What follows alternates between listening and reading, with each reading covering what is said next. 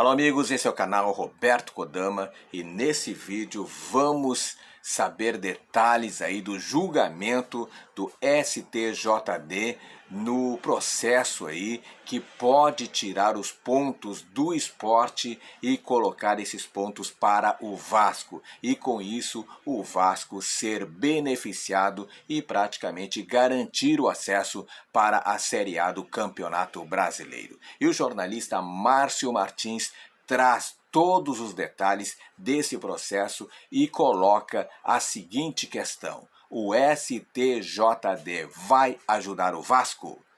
Vamos conferir. Antes eu peço a você, meu amigo, torcedor do Vasco, te inscreve no canal. Te inscreve no canal porque aqui no canal Roberto Kodama eu trago sempre informações importantes do Vasco para você. Olha o que diz Márcio Martins.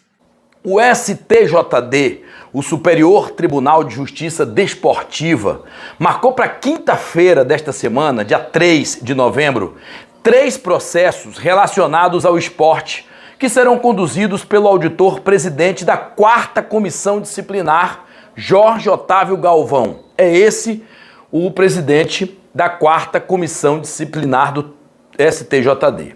3 processos e novas denúncias envolvendo a invasão de campo da Ilha do Retiro na partida contra o Vasco pela Série B foram inseridos nesse processo.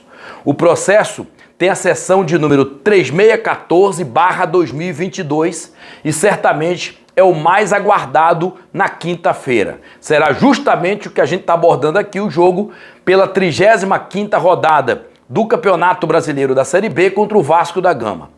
Nele, como instituição, o Esporte Clube do Recife foi indiciado em 3 artigos do CBJD, Código Brasileiro de Justiça Desportiva.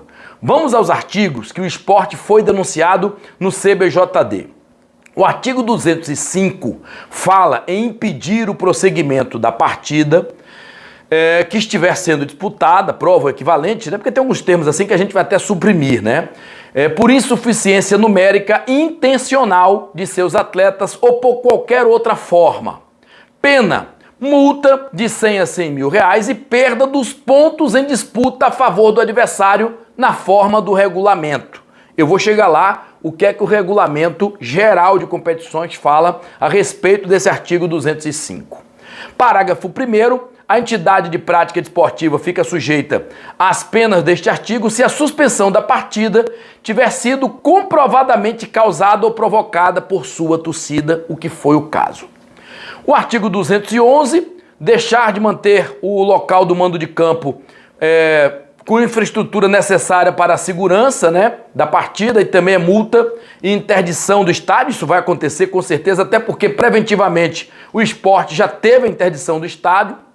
O artigo 213 fala também em deixar de dar providências e a gente está aqui debruçando invasão de campo e tudo mais, jogar objetos em campo. Tudo isso aqui é multa e perda de mando de campo. Aí a gente tem, na verdade, que abordar o fato da desordem que pode causar a perda dos pontos em favor do adversário. Então, o artigo ou os artigos em que o esporte foi denunciado no Regulamento Geral de Competições da CBF é o artigo 19, se uma partida que só poderá ser adiada, interrompida ou suspensa caso ocorra pelo menos um dos seguintes motivos: falta de segurança. Aí vem o artigo 20, porque fala também em conflitos ou distúrbios graves no campo ou estádio, aí vem o artigo 20.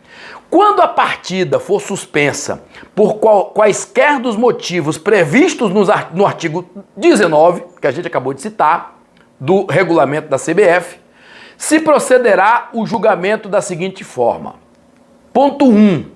Se o clube deu a causa, a suspensão da partida, estava vencendo a partida ou estava empatada, o clube será declarado perdedor pelo score de 3 a 0.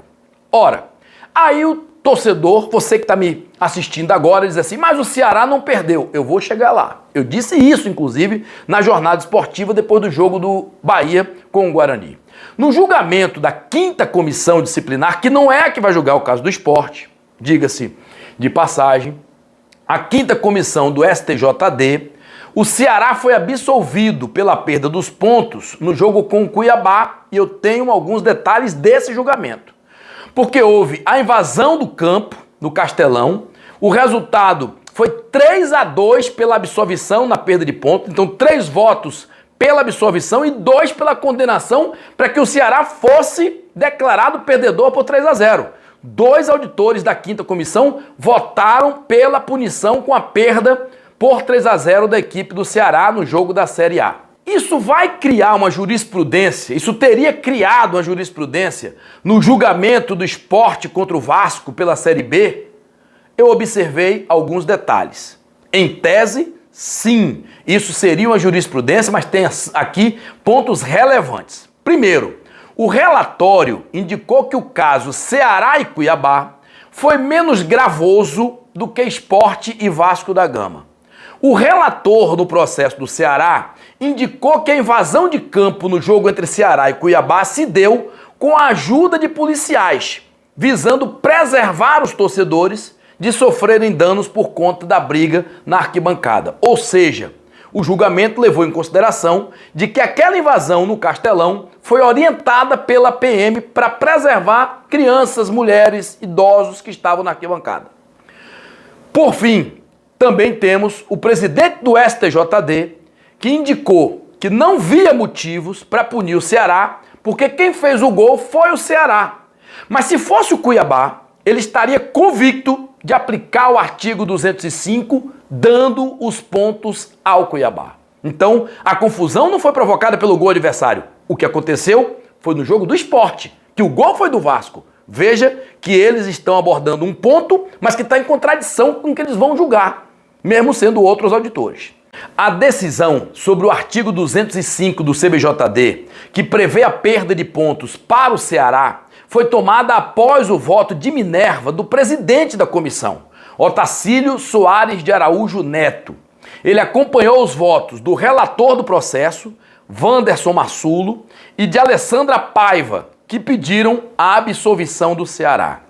Os outros membros da comissão do STJD, Eduardo Melo e Gustavo Caputo, tiveram seus votos vencidos, porque eles queriam a perda de mando de campo do Ceará e a perda dos pontos. Então, diante de tudo que eu coloquei aqui, eu não tenho a certeza de que os membros da 4ª comissão vão seguir o resultado do julgamento da 5ª comissão que julgou o Ceará. Então, principalmente porque teve uma situação de 2 votos para a perda de pontos e por pouco também não tivemos o 3º voto no caso do Ceará. Em se tratando de Vasco da Gama e de quem dirige a CBF nos dias de hoje, eu coloco minhas barbas de molho e prefiro aguardar a quinta-feira, dia 3.